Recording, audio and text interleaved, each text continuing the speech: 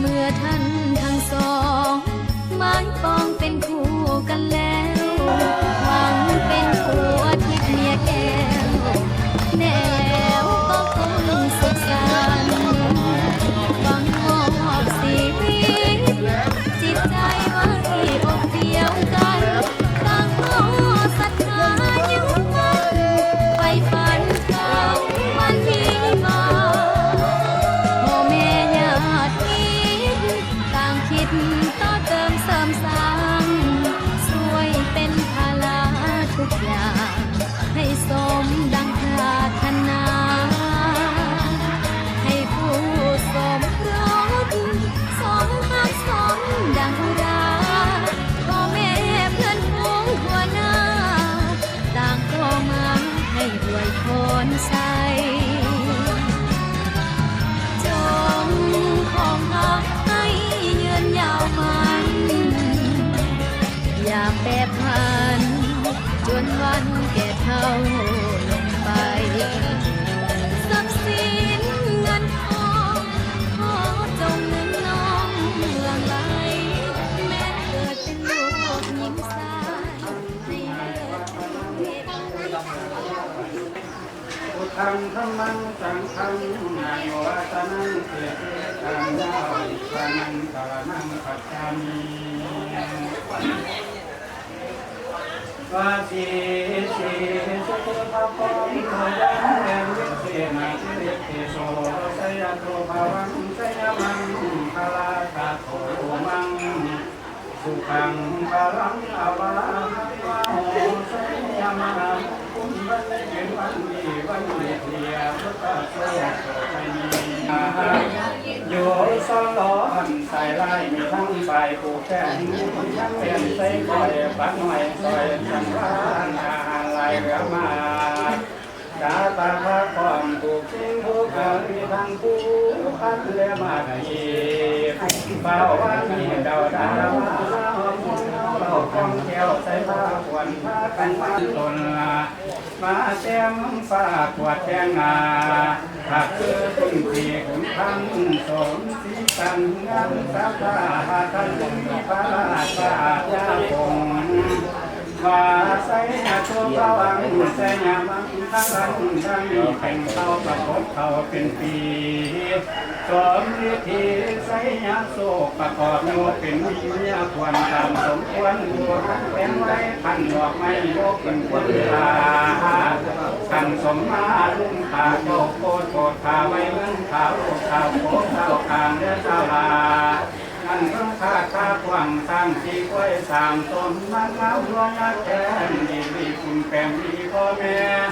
ทั้งเขาเจริญตาหนายฝนหัวได้ทำปีไม่ฟ้าหอมให้เดือนสาม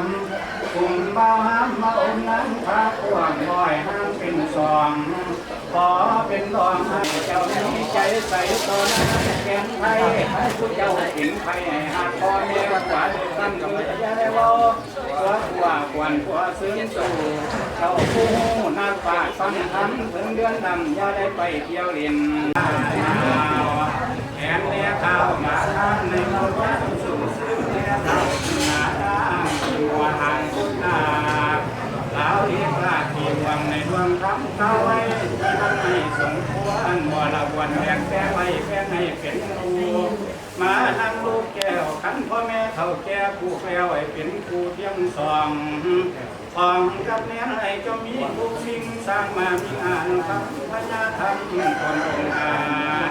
ลิธิกาเลือสาตามตำราเล่าให้ถึงท่านให้หวยพรเป็นคำสอนสร้างลูกตกกันแก้วอาลาขวัญว่ามาเยอะควรเยอะเข้าลูกกันได้ที่บ้านพ่อแม่ให้ขายไปให้ว่าจ่ายอย่างนี้เข้าลูกกันพ่อทั้งแม่พ่อแม่เอาที่หลังนี้เราไปทำแบบนี้นะแต่นี่มันอ่ะใส่อะไร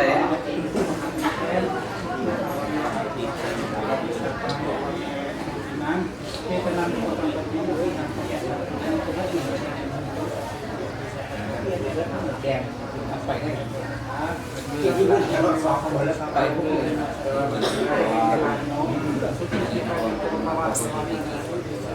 พุทธมันชิดผ้าเขามันไม่ใช่ อายุวันโนสุขังพลัง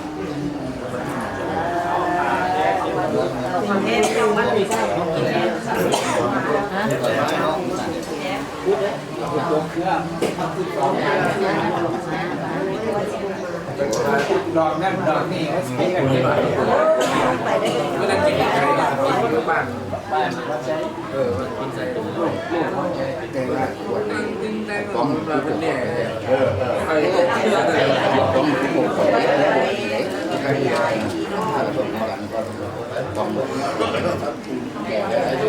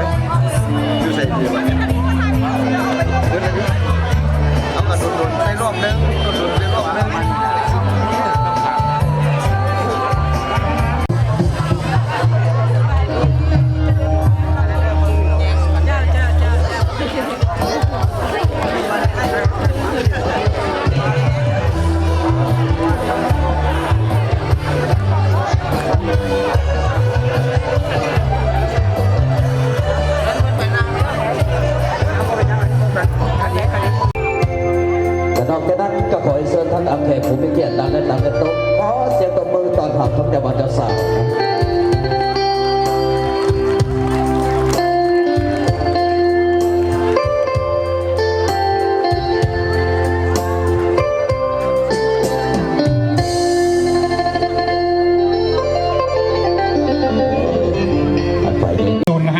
สพสลงวันที่26 กรกฎาคม ปี 2008 อิงตามกฎหมายว่าด้วยทะเบียนครอบครัวฉบับเลขที่12 สพสลงวันที่27 พฤศจิกายน ปี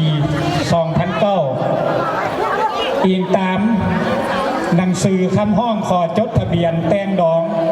ของคู่บ่าวสาวฉบับลงวันที่24 เดือน 12 ปี 2019 หัวหน้าห้องการภายในเมืองหาดทรายฟองตกลงออกหนังสืออนุญาตสร้างครอบครัวให้แก่เท่ากินัยสีเทพอุบลวันเดือนปีเกิดวันที่2 เดือน 3 ปี93เชื้อชาติลาวสัญชาติลาวอาชีพพนักงานปัจจุบันอยู่หน่วย6 บ้านนาล่องเมืองหาดไซฟองนครหลวงเวียงจันทร์แลนนางนัดแก้วมณีวงศ์วันเดือนปีเกิดวันที่13 เดือน 3 ปี 85เสื้อชาติลาวสัญชาติลาวอาชีพแม่เฮือนปัจจุบันอยู่หน่วย11บ้านนาล่องเมืองหาดไซฟองนครหลวงเวียงจันทร์พวกเกียว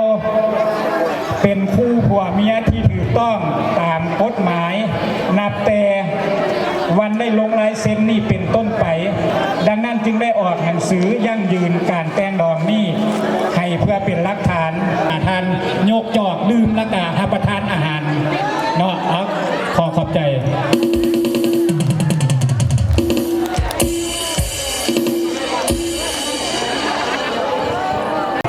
เอา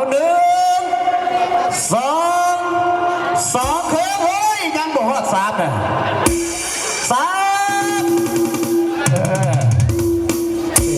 เรียกว่าลอกกันว่าธรรมดาได้ดอกเจ้าบ่าวอันผู้ใดจะใครจะสาวหอมแก้มเจ้าบ่าวขึ้นขอเสียงตัวมือเด้อเราจะไปใกล้เด้ใกล้ยืนดอกคุณเดียวกันไม่ได้ยืนอันดับที่3เนาะเจ้าบ่าวเอาสาวหอมแก้มเจ้าบ่าวเอา1 2 3ภาพยังค่ายังเอาหอดสอบกันซะได้แล้วบ่เอา3แบบแซ่บเลยก็ตอนนี้ก็คอยเสื้อทั้งอาบน้ำแข็งบนเสื้อปรับเลยทั้งลอกประตูเลยท่านกบฏสาวเนาะ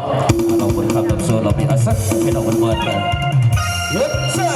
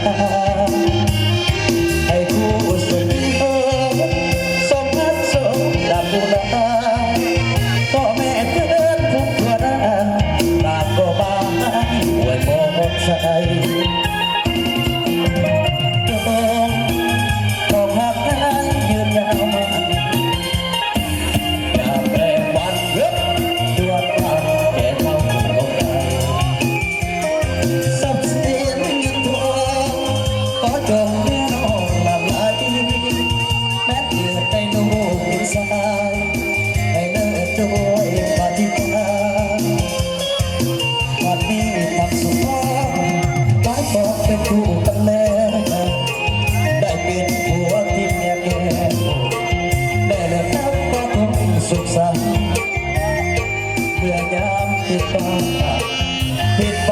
อภัยให้กันดวงใจสองต้องเหยียดมันต่อความหวังโอ้เดียวมีเดียวเอาเกี่ยวจะบาดจะสาวเกี่ยว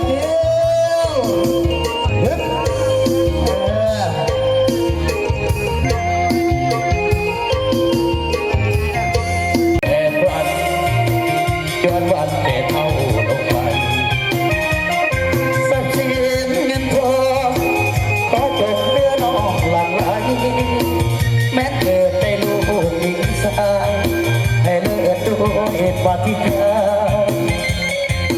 วันนี้ทั้งสองสมปองเป็นคู่กันเลยได้เป็นผัวกินแก่แม่แล้วก็คงสุขสันต์เมื่อยามที่เธอปิดบังอภัยให้กันดวงใจสองต้องเหยียดมันต่อความฝันโอ้ตัวเดียวนี้เดียว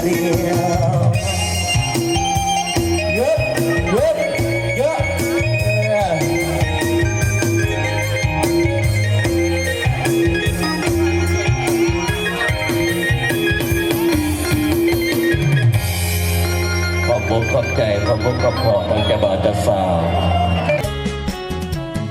จงของหักให้ยืนยาวมัน อย่าแปรผันจนวันแก่เท่าลงไปทรัพย์สินเงินทองขอจงเนืองน้องหลั่งไหลแม้นเกิดเป็นลูกหญิงสายให้เลิศด้วยปาฏิภาณบัดนี้ทั้งสองสมปองเป็นคู่กันแล้วได้เป็นผัวทิพย์เมียแก้วแน่แล้วก็ควรสุขสันต์แม้นยามพังพาดผิดไปอภัยให้กันดวงใจสองจงยึดมั่นต่อคำขวัญ